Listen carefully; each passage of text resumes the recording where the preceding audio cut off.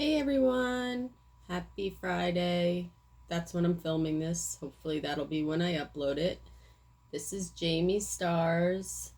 I wanted to do a brief video on my understanding of what Jupiter and Pisces energy is all about, and maybe possibly how you can work with the energies using your natal chart, which I have here. This is my natal chart here.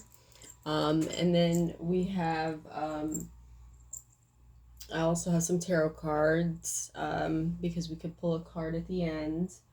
But basically, Jupiter and Pisces. So here's the thing: Jupiter takes 12 years to circle the zodiac. So basically, it's about a year in each sign, right? Now, Pisces is the sign which is associated with the 12th house traditionally. Basically, Pisces is a culmination of all the signs, and the house ruler of Pisces is Jupiter. So Jupiter in Pisces, what that means is that Jupiter feels super at home, cozy, comfy, happy in the sign of Pisces. So Jupiter entered Pisces late last night, which was May 13th here on the eastern coast. And it will remain in Pisces for a couple months, and then it's going to retrograde back into Aquarius, because the way that the natal chart works is you've got everything kind of moves in this direction here. So you've got the first sign, which this line here is your ascendant, so this is your rising sign. So you can see right here, this is in whole sign houses. We've got the ascendant Leo, sun sign Pisces, and you can see that there. So this here is the ascendant, and it's in Leo. And then you've got my sun sign here, which is in Pisces. And this is the area here that we're talking about, right? So Jupiter, at this point right now, is right over here, right at the beginning of Pisces. And so what's going to happen is for a couple months it's going to remain there, and then it's going to, basically what retrograde is it kind of stops. It doesn't actually go backwards, which is kind of interesting, even though it's called retrograde, but it kind of just like slows down. So basically it kind of like because everything else keeps moving, the universe or whatever, so it kind of rolls back into Aquarius. So it's going to stay there till the end of December. And then pretty much all of 2022, we are going to experience Jupiter and Pisces. So what is Jupiter and Pisces energy? Well, Jupiter and Pisces energy, I did explain that, being that it's Jupiter is the home sign for Pisces, right? And it's feeling at home there. They call that a benefic planet or a lucky planet. So you could feel a lot of luck at this time. You could feel like there's a lot of stuff coming to you. Maybe you don't even need to do anything in order for some of these things to come to you. You might be experiencing a lot of abundance. But what the thing is that it depends on what houses are activated for you. So right here is all I have is my natal chart. Now, if I had my transit chart, which you could easily create on astro.com, you would just collect after you create your chart, you do with transits. And then all around here, it'll show you which planets are, or where the planets are in the solar system at this moment. And so it'll show you which houses are activated. So if you have your exact birth time, then you can create a chart, and then you can also get your transits, which will help you to work with the houses. And so that's where I come in which is using the energies that are going on, because Jupiter in Pisces is actually a really good energy. So there's really nothing to be 100% concerned about per se. Now, depending on your transits and so on, everybody's different. But what I want you to do is spend a little time over the next couple weeks, because we are going into eclipse season, which can be very, it could be shocking. There could be things that happen that maybe you weren't anticipating. It could be, very, very well could be nothing bad. It could just be not something that you were expecting, right? So because Jupiter in Pisces just wants you to, Jupiter is all about expansive energy, getting what you want.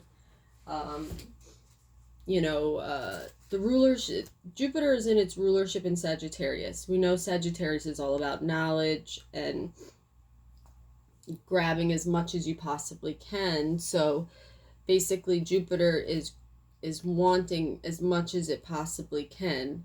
So there is a possibility for you to indulge during this period. There's a time for you to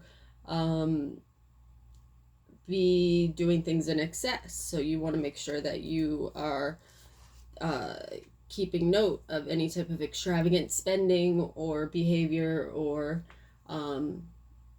addictions or so on. We are in Taurus, being that we just had the new moon in Taurus. So we are, the energies activated are Taurus energies and also the Gemini energies. Taurus is an earth sign, so although we have Jupiter, which is very expansive, we also have these Taurus energies that keep us very grounded. So it's kind of like, I want to go, go, go, but all right, no, I can't. So right now is a good time to focus on spiritual development and your capacity for gratitude, forgiveness, all through meditation and mindfulness. So going introspectively and figuring out, hey, you know what, this is triggering me. Why is this triggering me? And work your way backwards. Because a lot of the times how we come to understand ourselves is through other people. Sometimes it's through the things and the mistakes that we make, but sometimes it's through understanding humanity in general and ourselves in particular, both aspiring to be spiritually wise and understanding of self and others. So this is a time where we want to go introspective, get some deep quiet, look at our aspects, work with the energies pertaining to the specific astrological signs or planets that are affected. So go on astro.com, select transits, look where the new moon and the sun and the moon are, and where all the planets are, because you've got a lot of planets in Gemini and Taurus right now. You got Venus over there. So you've got that Venusian beauty influence where you want things to go looking well and looking pretty and so on. Like I've got my stone set up right there. I want to organize my space. I've noticed there's a lot of nesting going on. If you don't already have love, maybe you're looking for love, you're trying to manifest love. For those of you who have gone through some sort of trauma, maybe you have been doing a lot of shadow work and you're already at that point right now where things are finally, it feels like you've come to the position where you've done everything and you're just now waiting, and you're like, damn, like, how long do I have to wait? And what I'm telling you is that spirit wants us to wait, because you know, right now we're repairing our lives, and that takes time to do that. It takes time to mend a lot of mistakes that were made. You know, I came to a realization recently that we also, like, you know, although we just had this new moon, it was a lot about purging and ending. And I kept imagining that movie, The Purge, and stuff like that, the newest one with like all of the like American stuff, because of like everything that's been going on. And I was like feeling like how like it's almost like the ending of the age of Aquarius finally, because like although the age of Aquarius ended, it doesn't, you know, the energies don't officially end like when they say they do, you know, it takes time. So it's like finally feeling like those energies are ending and we're having a massive collective purge, not in the manner of which the movie had portrayed, but I was looking into Jupiter, because being that Jupiter is going to be in Pisces for all of 2022, I'm a Pisces. Jupiter has strung up some interest for me. So I found out that the deity of Jupiter, his name was Jove. Jupiter can work against Saturn, which I've heard people call Saturn like Big Daddy Saturn. So Saturn is a very powerful planet.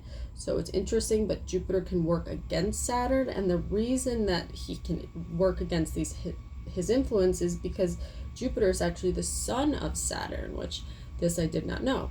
Also, Saturn is the father of Mars. So it's interesting because it's like, to me, Jupiter is actually quite powerful. He's not only the father of Mars, which is a super powerful planet as far as destruction goes, you know, but he's also the son of Saturn, which is all about changes and stability and structure. So it's almost like he created destruction out of stability. So it kind of brings us all together. It brings all of us and our personalities together. We all are here for different reasons. But yeah, definitely start paying attention to the law of attraction, synchronicities. Look at your houses that are being activated. Make sure you're paying attention to what you're thinking, your state of mind at the time. Because, you know, you don't really want to be putting the wrong... This card's already coming out. You don't want to be putting the wrong information into your brain, because it is super easy for you to do so, right? You know,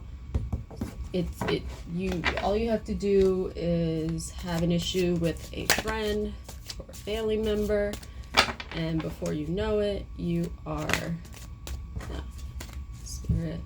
Okay, what we need is I'm just looking for advice for the collective for the next 2 years, for the next 2 weeks leading up to the eclipse, because the eclipse could cause a lot of energies for a lot of people. It just depends on, you know, it depends on your situation. It depends on what you're going through. It depends on what you're purging right now. It could lead to a lot of changes. So, Spirit, give me a card, potentially a card for the collective about what they need to know for the next 2 weeks. Okay, I didn't even see that one under there. Is there anything flipped? No. Okay, bottom of the deck energy. We've got the, what is that? 6 of Swords in reverse. Well, this is good. So a lot of the swords are in reverse. That's good. All of them are.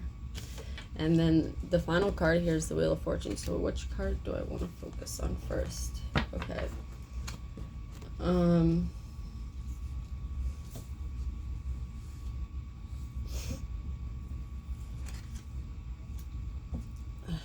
So what was funny is that the way that these came out was that this kind of was like landing on top of this one. So if we were to say, just look at, if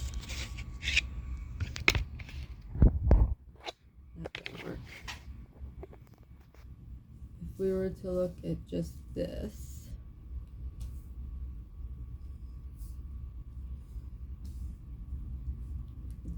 it looks promising, right? It looks like, okay,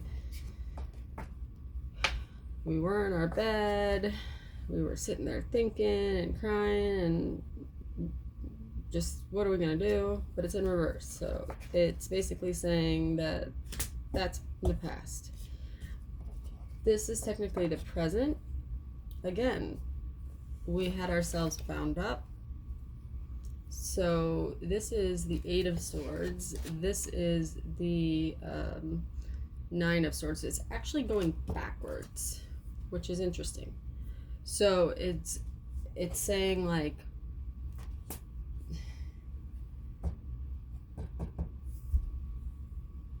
her feet are not bound. She doesn't have to stay there. But this is in reverse. So it's like, almost like the lesson, both lessons were learned. It's like, you could sit there and you can cry about it. You could stand there and not do anything about it. The world is yours. But then underneath, oh, sorry, this came out like this. Then underneath we have this. It's like, you have these options, but you still don't want them. And then bottom of the deck, Six of Swords. So there we are, going backwards again.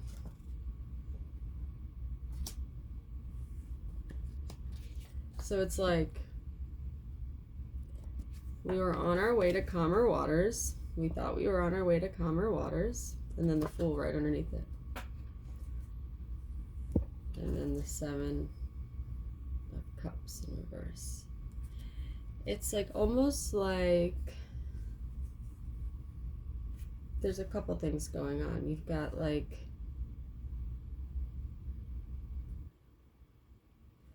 something that you had to run away from, something that you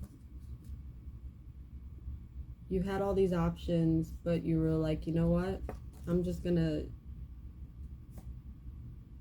take the leap and see, trust my intuition, and the right thing will come along. And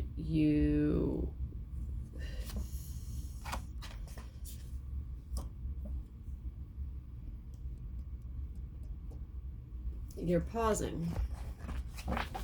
You're pausing. So again, I feel like it hasn't really said much. It's like, it's telling us to go introspectively, but it's saying everything's gonna go fine. So maybe we could get a clarifier on the Wheel of Fortune. That'd be great. Spirit can get a clarifier on the Wheel of Fortune. What are we looking forward to? Justice. What are we looking for? No. One card. One more. What are we looking forward to with the eclipse coming? Some lesson that we need to learn. This one's coming. Okay. Justice and Two of Cups. So that's like our okay, well, we got the major arcana. So in the future, things are gonna be okay. Like, everything's gonna work out. So whatever you're feeling right now, it will pass. This too shall pass. So hold faith.